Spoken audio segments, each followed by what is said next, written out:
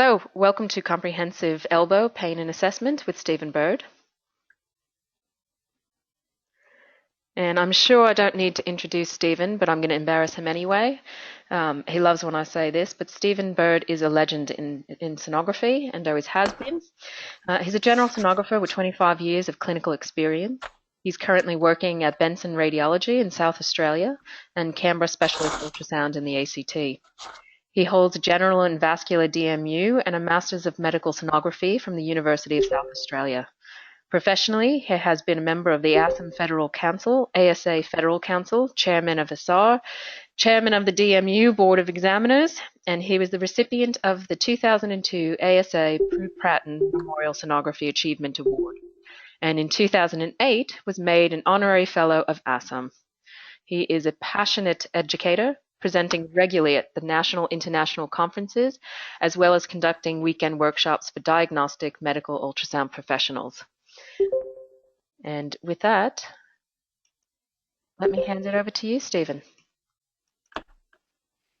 Thank you, Jen. I think all that says is that I've been around for too long, probably. Now, the only thing I need to know is how to share my screen.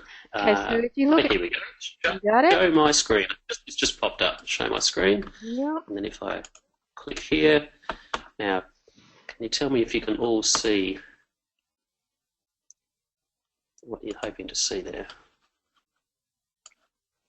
I can see you That's just very good. fine. Yep, perfect. Yep, so you've got me? That's great. All right. Yes, we can. Welcome, everybody. Everyone's on board. I'm going to mute myself Everyone's now. good. Great. That's fantastic, and we'll get underway. So, look, my apologies for those of you that were coming along tonight expecting a session on the shoulder. It was always going to be a session on the elbow, and there was just a little bit of miscommunication at some point. Doesn't matter. They're both great topics. Look, if I had to pick a joint in the body that I feel that ultrasound is most adequately equipped to tackle, it is the elbow. I've always been very fond of elbow ultrasound. It was Prue-Pratton's favourite joint in the body, and both Prue and I in those formative years felt that you had so much to offer with ultrasound of the elbow, and that you could do everything that an MRI tech could show in the elbow, you could do it as well and better with ultrasound, with very few hidden areas that we can't tackle. So the elbow has always been a favourite topic of mine.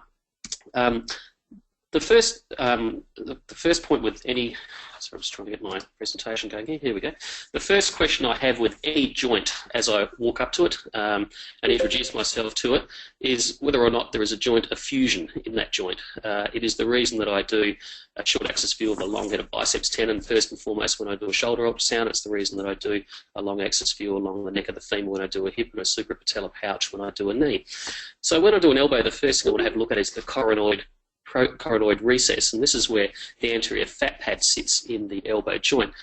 I have a sort of odd way of navigating my way to it. I think about why I do it this way. I think it's just an old habit, and what I do is I find the radial head and the capitellum, just scanning sagittal anteriorly in the antecubital fossa of the elbow. Very easy landmark to find. And then I just slide the transducer northward onto the humerus, and then I just push the transducer across to the medial side, so across to the ulnar aspect until that furrow opens up, which is the coronoid recess. And you see the beautiful little anterior fat pad sitting in here. This is an extra articular fat pad, and when you have a joint effusion or haemarthrosis, it will be displaced anteriorly. This is the brachialis muscle sitting just in front of the coronoid recess and the fat pad, and that will be displaced out of the way as the fluid fills underneath the fat pad, displacing it anteriorly. So this is the first picture that I do when I do an elbow.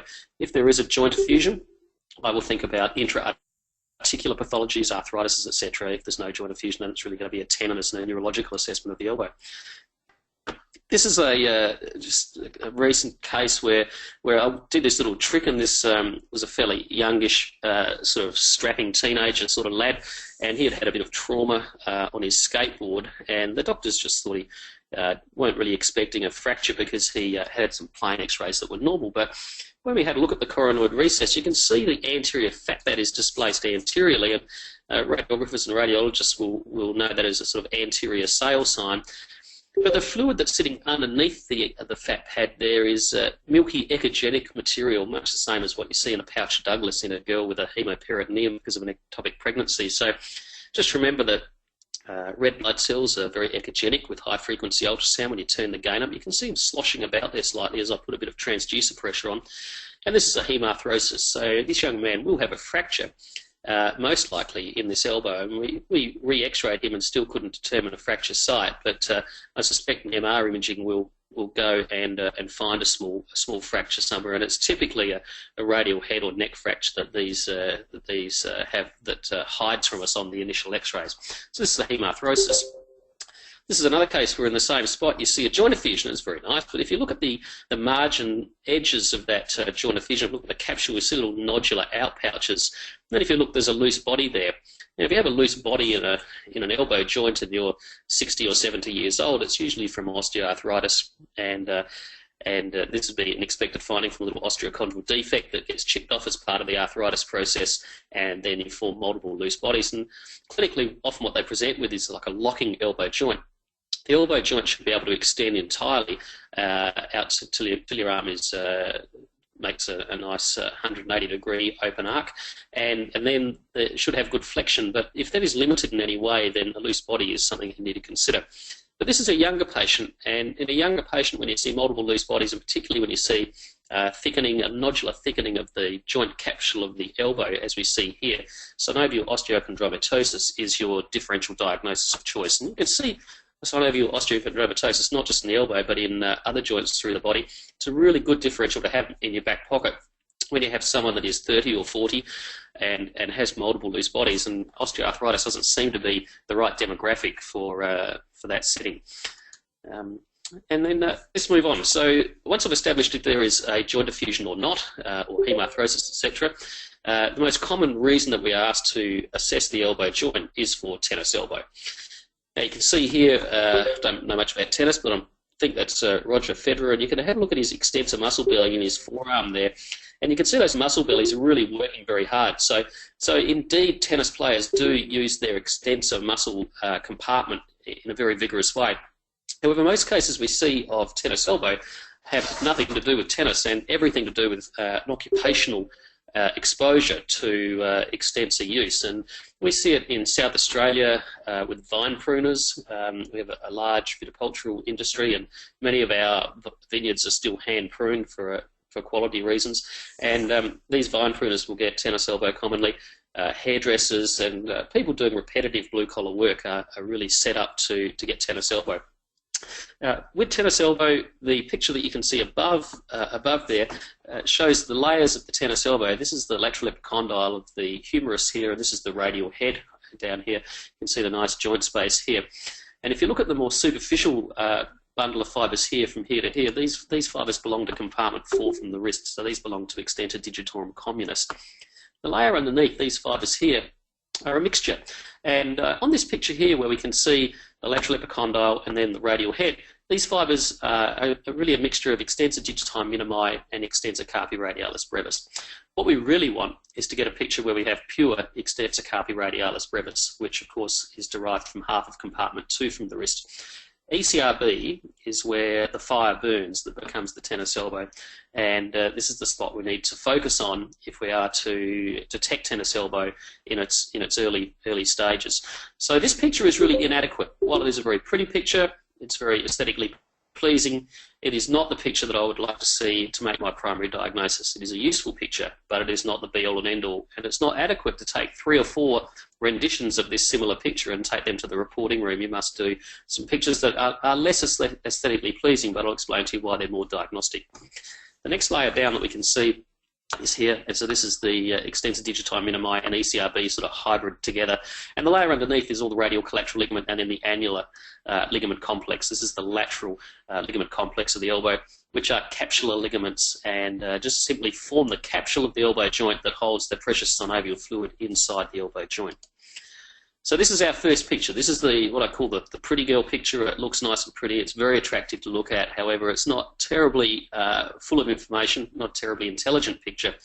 It's a good one to do. It does show the general lie of the land, but it doesn't show the pure ECRB component.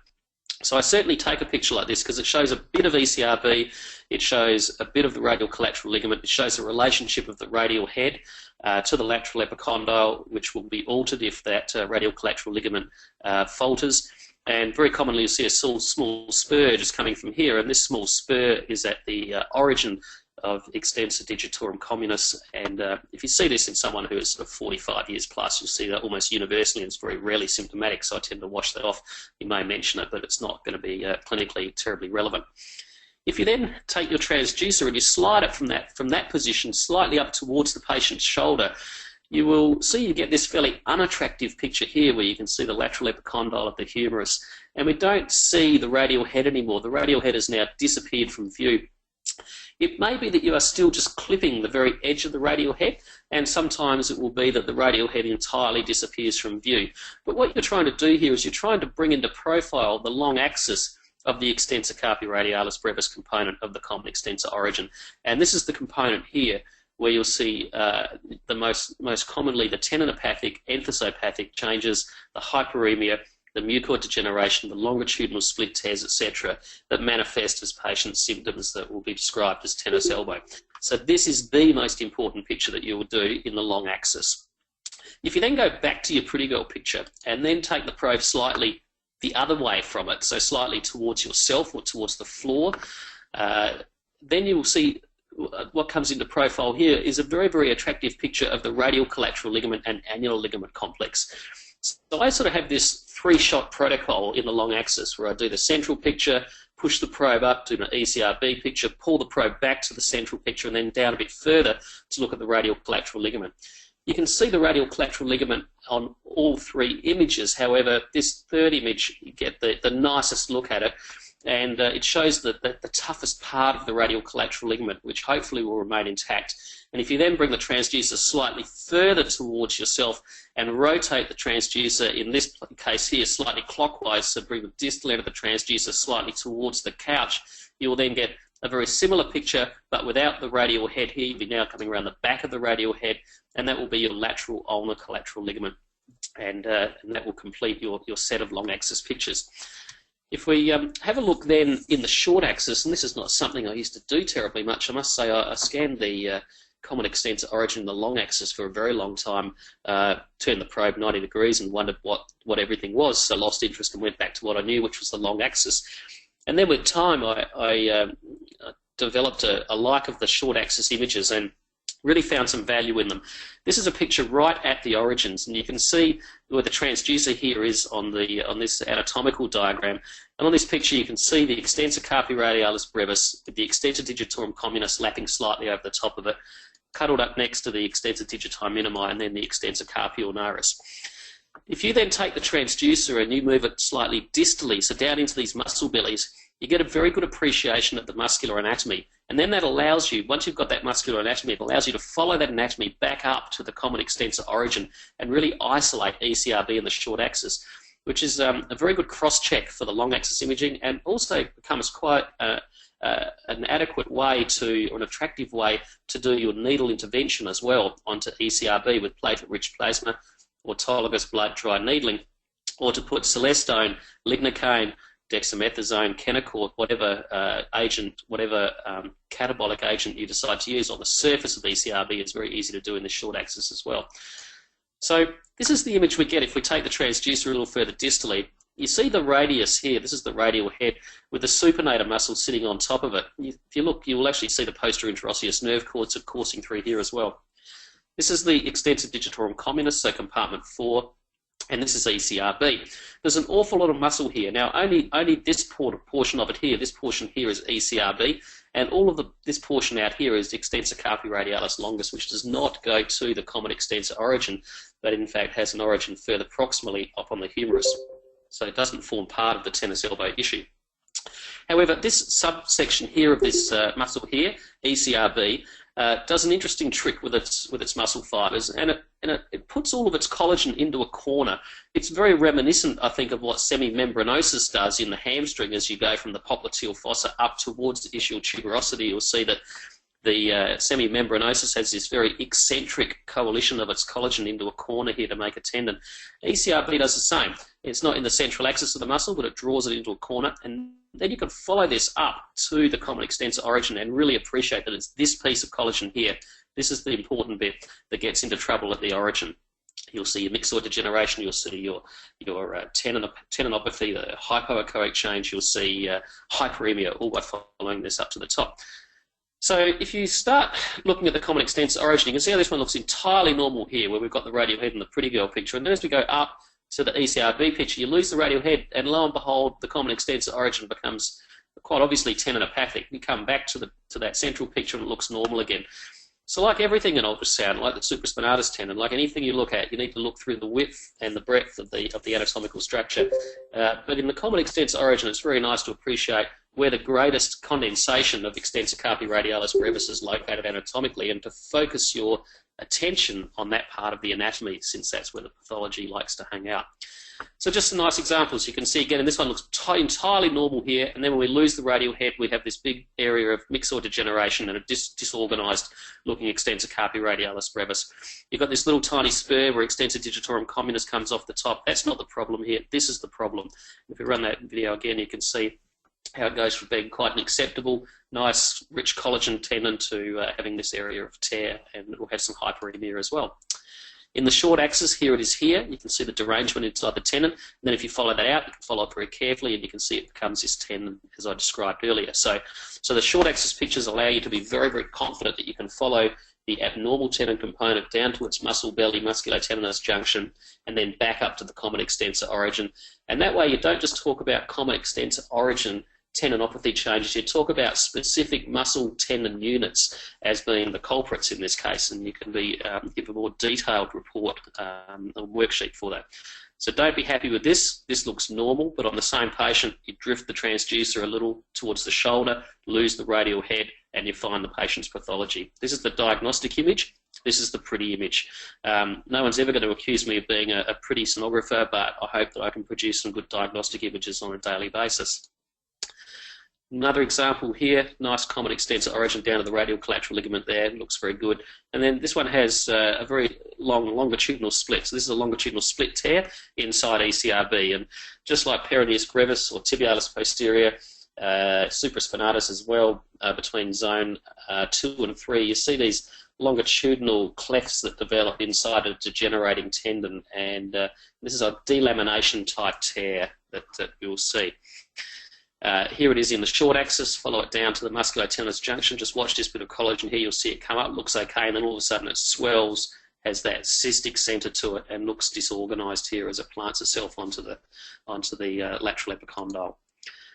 With the SMI, the really low flow state Doppler technology that Toshiba has released just a short time ago, you can see the nice proliferation of these neovessels inside the common extensor origin. And what's interesting is that when you go to that central picture, there's very few vessels, and then when you come to the ECRB and to the edge of it, you can see this florid hyperemia here.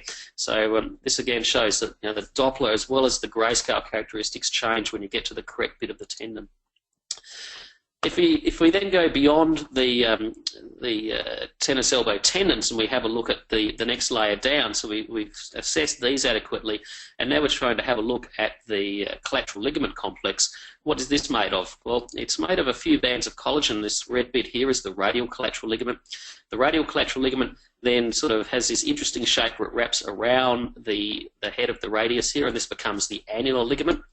If you come to Anatomy Day, which is on fairly soon, and I'll be working with Daniel Walkley that day. I'm looking forward to having a great day with him there. So if you have a ticket, well done. If you don't, you have to get one from the scalpers because it's fully booked. But it will be a great day, and we are doing hands and feet and wrists and ankles. But there probably will be an elbow laying around the room somewhere, and in that you will see that the radial collateral ligament and the annular ligament are actually just one piece of collagen, just a single piece of cloth folded in a nice origami fashion to fit into this space. So what you tend to see with ultrasound is you see tears of the radial collateral ligament component. It comes away from here and it retracts back to this level here. The radial head will pop forward a bit, so you get this little bit of a subluxation, and the fluid from the joint will then be able to slosh into this red area here, and that will give you the diagnosis. There is this is an example here where it has sprung back. You get this little teardrop of collagen. The annular ligament is sort of holding on to that retracted tendon, and it forms a little teardrop sign that sits in this space here. So we see this commonly. And have a look at the relationship between the lateral epicondyle and the radial head, and you'll see there's been some displacement here and a widening of this space, and also a migration of the radial head in this direction towards the transducer. And then the fluid that is in the joint has allowed to be able to slough out and sit in this space underneath what would be ECRB and extensor digiti minimi. And this gives us the diagnosis of a radial collateral ligament tear, which upgrades the patient's problems from a simple tennis elbow case. You can really appreciate, on occasions, the tear in the radial collateral ligament. This is a case that I was suspicious of a tear in the radial collateral ligament, and we were doing a steroid injection over this common extensor origin. So I just asked the radiologist at the completion of it to just put a little bit of air inside the elbow joint. So we just put a little bit of air in here. And then I've used that contrast to see that air communicating through the tear in the radial collateral ligament and into a big cleft in the ECRB tendon. So you can use a bit of contrast. You can use liquid like cold saline or lignocaine, or you can use a bit of just room air quite effectively in many places with ultrasound as a great contrast media very, very safely and very easily with a 25 gauge needle. There are times, however, when the patient will provide this lovely native contrast, and sometimes I use gas bubbles, nitrogen being pulled out of suspension when you're having particularly in the carpus, in the wrist joint, when I'm looking for dorsal intrinsic scapholunate ligament tears. But here's an example where I'm using native contrast in the elbow. So these little spots that you see in the synovial fluid are just little bits of protein that are sitting in the fluid, and they produce a nice bright echo on ultrasound. And then you can push them around with some transducer pressure, where you can rotate the radial head by supinating and pronating the forearm, and these little spotty bits inside the synovial fluid, you can see the direction of their flow, and you can see that it is flowing past the teardrop sign and into this no-go area, indicating that there's a radial collateral ligament tear here. The lateral ulnar collateral ligament is probably a bit of an example of something that gets talked about more than it needs to be, and I'd put in the same basket the posterior interosseous nerve and piriformis syndrome and these sort of things that we agonise over, that sure, you see them from time to time. When you do it, it's really nice, and I love doing this sort of work, but how often do you expect to see problems, and how much difference does it make? Well, the lateral ulnar collateral ligament is this one here. And on this picture, you really only see a short section of it, because you need to put the transducer into this orientation. It attaches to the lateral epicondyle at the same point as the radial collateral ligament. In actual fact, it sort of blends with it. It's like a united structure here, like a conjoint ligament, really. But then it wraps around the back of the radial head, and it has its insertion onto the supinator crest of the ulnar, just proximal to where the supinator muscle finishes its attachment to the ulnar. It finds a little space and hops on there. And when you will only ever tear this when you've torn your radial collateral ligament. It's a very tough piece of collagen. But when you tear your radial collateral ligament, if you're then unfortunate enough to tear your lateral ulnar collateral ligament, this one here, then you'll be left with what is called posterolateral rotational instability of the elbow, which is a very debilitating condition, as your elbow will sublux, dislocate very easily with day-to-day use. So there is a provocative test called the lateral pivot shift test that the physicians can do, or the orthopedic surgeons can do under general anaesthesia, that with end pressure and supination applied to the forearm will dislocate the elbow, which is very uncomfortable. So you anaesthetize the patient and you do it. At the bedside, if you just ask the patient to just grab their chair and just take the weight of their bottom off the chair with their arms, that it's a good apprehension test. And if they can do that, their LUCL's intact. And if they look at you with concerned face and refuse to do it, they've failed the apprehension test, and you consider a lateral ulnar collateral ligament injury. In clinical practice, however, it's a very simple thing to sort out with a physical clinical examination, and so very rarely do these come for ultrasound assessment, is the truth of it. The distal end of the lateral ulnar collateral ligament is another kettle of fish, and you can see this is the lateral ulnar collateral ligament on a coronal MRI. We can see the first part of it. We can see this part here, However, we don't see this part here because of the angle that it takes around the neck of the radius onto the supinator crest. If you do, however, turn your transducer pretty much 90 degrees to that standard common extensor origin picture that I showed you right at the start, and then you track up and down the ulnar, so ignore the radius, track up and down the ulnar, you'll very easily be able to see where the supinator muscle is attaching to the supinator crest of the ulnar. And if you then just go to the proximal end of that muscle attachment and then a tiny bit further, you will see the lateral ulnar collateral ligament coming down and attaching onto the supinator crest. And just superficial to it, just in here, is a little artery called the recurrent interosseous artery that you'll see routinely just beating away there, sitting right on top of it. It's a party trick, really. Like, it's a really cute picture to get. I don't know what the clinical relevance of it is, but you can actually see that this part, the distal end, the green bit here, the yellow bit's easy to see, the green bit you can see using this technique. I'm just not sure of the clinical efficacy that I have for it, but that's the trick. On the medial side of the elbow, things are a little bit different because I can't separate the tendons so easily. So I bundle them into three groups. I say there's the common flexor origin, then there's the ulnar collateral ligament, and then there's the space underneath it, which has just fluid in it, which is joint fluid. If you see calcium like this, it's a loose body, and if you see soft tissue, it's fat. So very common to have fat inside joints. You see it inside the ankle joint. You certainly see it underneath the ulnar collateral ligament very commonly. The ulnar collateral ligament has a broad origin on the medial epicondyle and then is very sail-shaped with a nice tight insertion onto the supinator crest of the ulnar. A lovely name and a good place to insert. You can see it, traction changes from either end. Most of the tears we see happen from this end or through the centre of it, but you do see traction enthesopathy from this end as well. So it's game on. You notice it on this picture, you can't see the common flexor origin and the ulnar collateral ligament nicely in the same picture. You've got to choose between them. It's like trying to do a subscapularis and an infraspinatus in the same picture. You can do one or the other. So this is a great picture for the ulnar collateral ligament. It's pretty rubbish for the common flexor origin. I'll show you how to get them. So this is a gorgeous ulnar collateral ligament on our Apneo 500. So this is a beautiful image. Using a nice differential 2 harmonics. So this is the new toy on the version 5 machine that we've really enjoyed for doing our MSK work. And you can see the nice origin of it here, a bit of fat sitting under, tapers up nicely and goes onto the sublime tubercle with the muscle bellies, not the tendon of the common flexor origin above it. So how do you damage this apparatus? Well, throwing a ball is a good way to do it. And you can see that the valgus stress applied to the medial elbow component, particularly this anterior band here of the ulnar collateral ligament, is quite intense when you throw a ball, particularly during the late cocking and early acceleration phase of throwing. We don't play much baseball in Australia, but in North America, where it's their version of cricket, I suppose, it's a sort of big summertime sport, then these elbow problems are very common. So we don't see so much in Australia as we would if you're working in North America. To see the ulnar collateral ligament, this is again a very nice example of one, you need to take the transducer, and what I do is I just put a finger on the medial epicondyle. I do it with the patient laying supine. I like to have a second pillow underneath the forearm here. Obviously wasn't very fond of this patient because I didn't have a second pillow there. And that allows them to have a little bit of valgus stress applied to the medial elbow and gives you a very stable scanning platform. And it's a very stable platform for doing ultrasound-guided needle intervention too, if you're doing that with your radiologist or sonologist. So palpate the medial epicondyle. Now, the way I remember it is for the ulnar collateral ligament, you point the other end of the transducer towards the ulnar. So point the transducer here towards the patient's little finger, and you get this picture, and it shows beautifully the ulnar collateral ligament.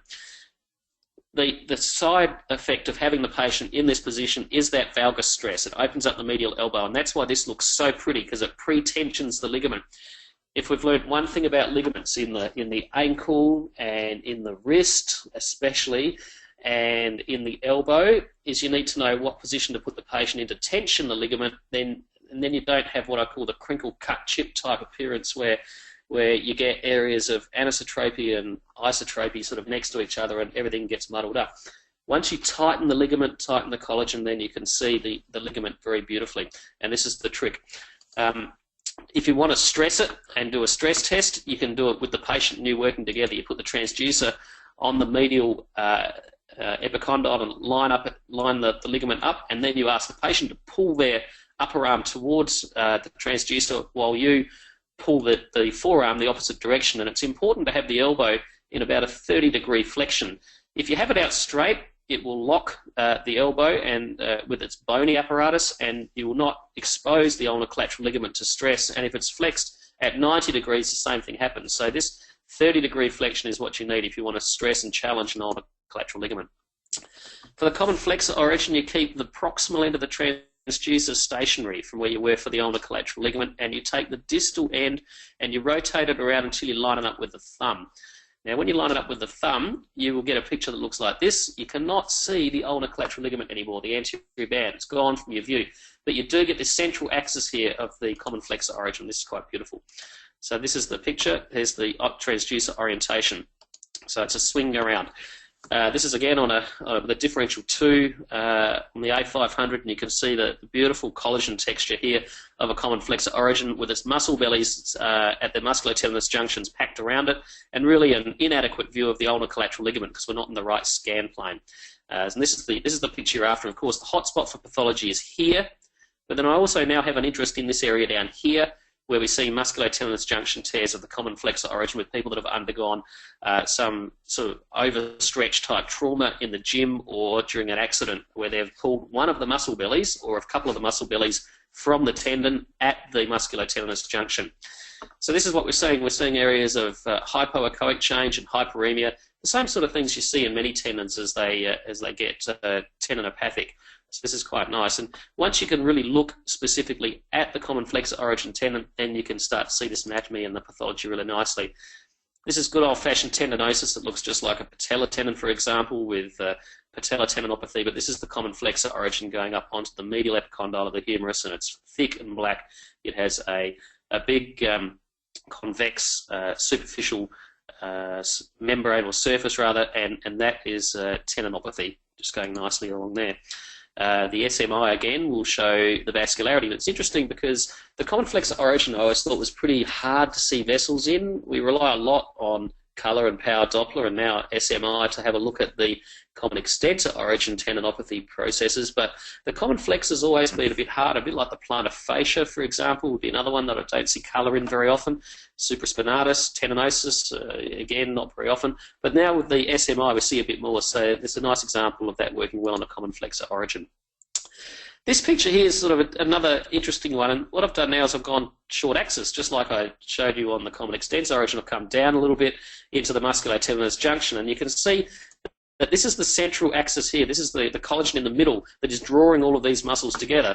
So flexor digitorum superficialis, palmaris longus, flexor carpi radialis, pronator teres, and then flexor carpi ulnaris manages to get its collagen in here around the corner. It's quite odd to see the way it does that.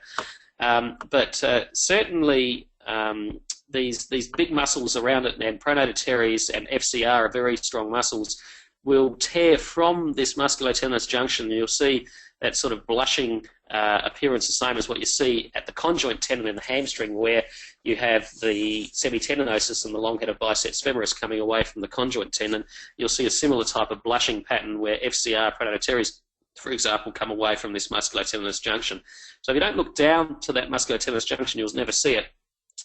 If you're thinking, how the hell do you know which one of these is which? I don't. I'm not very clever. So what you do is you find the tear, and then you follow the muscle belly down into the forearm. If it's pronator teres, it only makes it halfway down, and it inserts onto the radius about halfway down. So that's easy. Flexor carpi radialis, ends up next to the scaphoid bone on the radial side of the wrist. Palmaris longus turns into a tiny bit of nothing that sits just superficial to the median nerve in the wrist. Flexor digitorum superficialis sits underneath the median nerve in the volar forearm, and flexor carpi ulnaris ends up on the ulnar side, cuddled up next to its good friend, the ulnar nerve. So just follow it down, the one that you know the trouble's in down, and work out which one it is by using your volar forearm and then wrist anatomy, and then go back and be really clever and annotate it. That's my trick. The biceps is the next thing in the elbow, and the biceps is pretty cool. It's called biceps because bi is 2 and steps is head, so it's got 2 heads, a long and a short head. They can be separated apart very easily, as you will do on anatomy day. The long head is here, and it has a unique footprint that wraps well around the radial neck here, radial tuberosity, and then the short head comes on more front and center. The long head does the supination of the forearm, and the short head does the flexion. So they have unique actions. You can see this is Greg Bain, Adelaide orthopedic surgeon, and we're pulling this. This is the long head here, and it's supinating the forearm, and then the short head one will flex the forearm very nicely. So they have separate function, and when we look at them sonographically, we can sort of see them as two separate structures, at least somewhat anyway. There's a number of ways we can look at them. This is the Guffray and Lyle, the Queensland version, and this really opened the door for us a bit. It's patient looks a bit silly, but that's okay. And as they go into the supination and pronation, as we're doing here, you can see how the last little bit of the biceps brachii insertion is drawn out where we can see it. This is somewhat useful, but it doesn't show a long length of the tendon. We do use this, however, to inject the Bicipito-radial Bursa. It's quite a very easy access to do that, so it does have a side benefit there. Then we have this another new alternative technique, which you have the elbow flexed at 90 degrees. You line the transducer up with basically pretty much the, if you imagine it's just an average built person, with just that anterior edge of the biceps muscle belly there, the skin line there. And then what I'm doing is supinating, pronating the wrist, and what that does is it turns the radius around, and you can see the way the biceps tendons here, the long and the short head tendons, wind on and then wind off that radius, like cotton being wound on and off of a reel. And this is a very effective way to see that they're communicating and attached to the radius here. This is, of course, our favourite way, and this is looking at it through the pronator teres acoustic window from the medial aspect. And this gives such elegant pictures. These are old slides because it's an old technique that we have. The one modification we've made to the technique now is that instead of having the forearm opened up, so the elbow extended entirely, flex it at about 20 degrees, and you actually get nicer pictures. And you sort of learnt this by accident just a little while ago with a patient that was just being a bit naughty, actually, and just going into this slight flexion because it was more comfortable for him, despite me asking him not to. But I noticed that when he did it, it actually got better, not worse. So now that's how I do it, and line it up with the biceps, and you get these beautiful pictures. You can see that's actually the long head, and that's the short head. That's the long head. That's the short head. The short head goes straight on. The long head has this sort of ice hockey stick type shape to it. So you can see the two heads independently. That's not important unless one head is sick and the other head is healthy, and then it becomes important. You need to work out who's who. This is the Bicipito-radial Bursa. When you see fluid in the bursa that sits like a little horseshoe underneath the biceps brachii tendons, just sitting underneath it there, the tendons will always be unhealthy. So this effusion here is an indication that you're going to find some pathology in the biceps brachii apparatus. This is a complete rupture. So you can see here is the biceps coming down, and it's got this what looks like a match head on the end of collagen. This is no longer articulating with and connected to the radial tuberosity with a bit of supination and pronation. You can see it flapping in the breeze there. Now, notice it hasn't retracted much. It's only retracted maybe a centimetre here. Not much at all, maybe even less than a centimetre. And the reason it has not retracted much is this structure, the Lacertus fibrosus, or the biceps aponeurosis, has remained intact. If this remains intact, you get a minimal retraction. If it ruptures as well, you'll get a more generous retraction. So this is indicating a complete disruption of the biceps brachii long and short head from the radial tuberosity. That is the most common mechanism or method that it tears in, with an intact Lacertus fibrosis. This one looks healthy, right? It looks pretty good until you move it. This fluid's a clue, and when you move it, you can see it's actually not touching. It's touching, but it's not connected to the radial tuberosity anymore.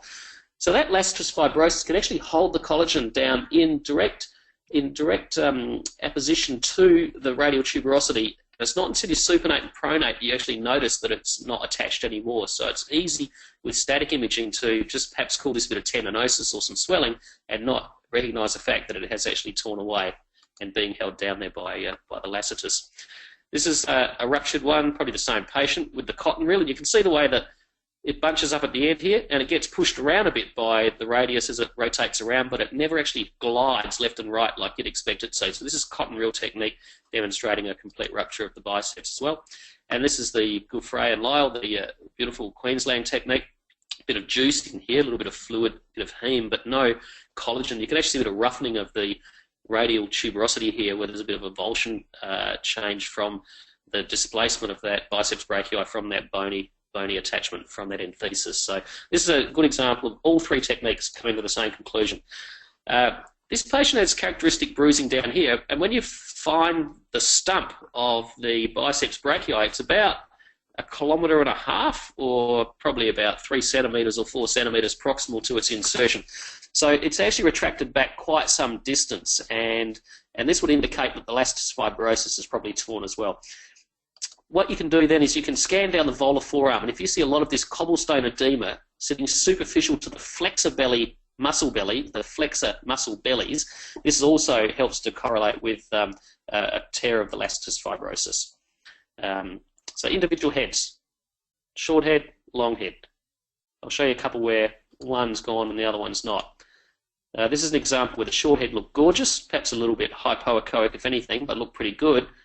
And then when we go to the long head, we have this area of calcific tendinosis, and the patient had a lot of pain with supination of their forearm.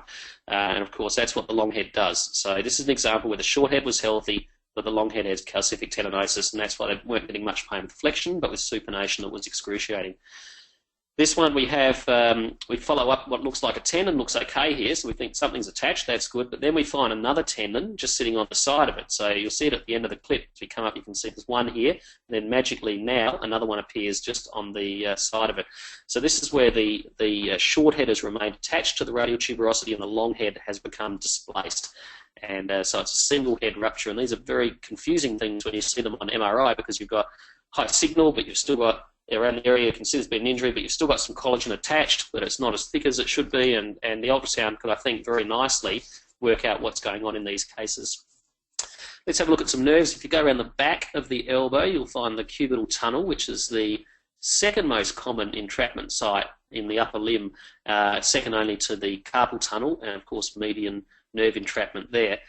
If you look at these two hands, which one is the normal one? The normal one's the fat one. The abnormal one is this one, and this is what happens with an ulnar nerve palsy, where you lose the interosseous muscles, the intrinsics of the hand, and also if you turn the hand over, the hypothenar muscles. So these intrinsics are all gone, and particularly you notice this one's missing. There's a bit of meat that's here. So that's what we expect to see. There's a few things that can go wrong in the cubital tunnel. The first thing is the design of the roof. Now, the roof has this little triangular ligament of collagen sitting between the two heads of flexor carpi ulnaris. It's a two-headed muscle attachment, much like pronator teres or rectus femoris have two heads as well.